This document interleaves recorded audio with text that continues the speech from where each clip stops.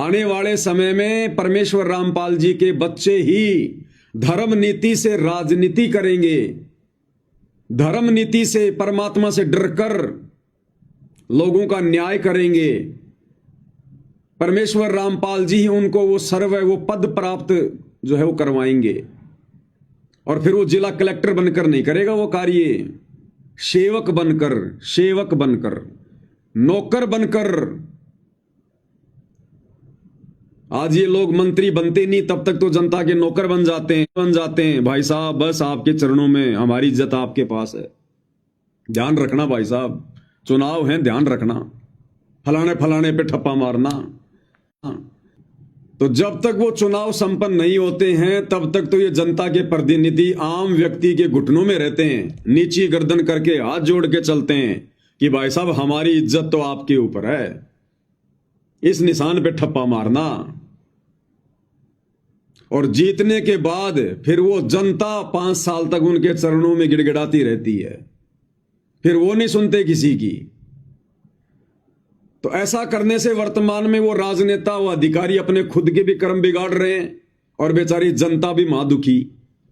लेकिन अब आने वाले समय में 2028 के बाद में परमेश्वर रामपाल जी के ज्ञान से परिचित होने के बाद, इनकी शरण में आने के बाद ये परमेश्वर ही ये तमाम ये पद बांटेगा।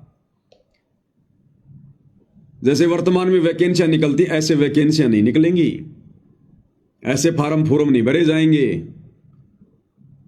उन भक्तों को, उन मर्यादित भक्तों को, अच्छी आत्माओं को, आधीन आत्माओं को ये पद दिए जाएंगे।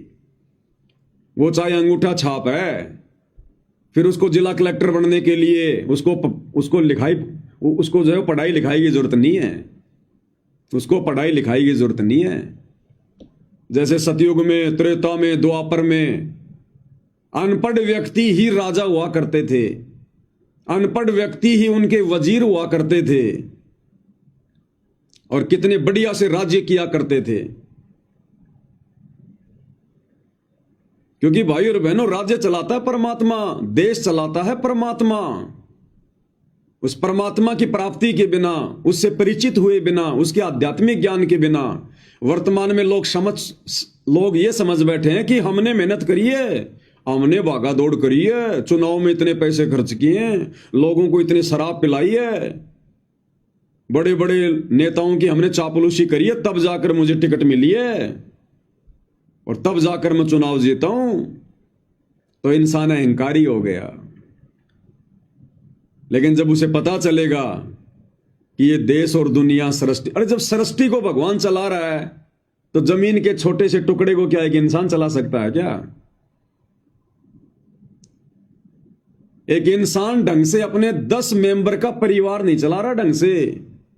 जाकर पूछ लो उससे, जिसके परिवार में 8-10 व्यक्ति हैं और उस परिवार में कमाने वाला केवल एक है, उस परिवार में जाके देख लो एक बार, वो व्यक्ति ढंग से अपना परिवार भी नहीं चला पा रहा, फिर एक व्यक्ति प्रधानमंत्री बनकर पूरा देश कैसे चला सकता है?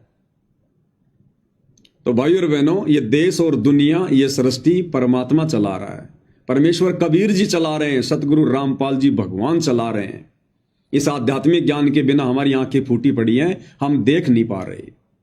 तो आने वाले समय में 2028 युग परिवर्तन के बाद जब धीरे धीरे ये बिगड़ी हुई व्यवस्था सेट होगी, ठीक होगी, उसके बाद इस देश और दुनिया को परमेश्वर रामपाल जी के भगत ही चलाएंगे और फिर कोई पढ़ाई लिखाई की जरूरत नहीं पड़ेगी।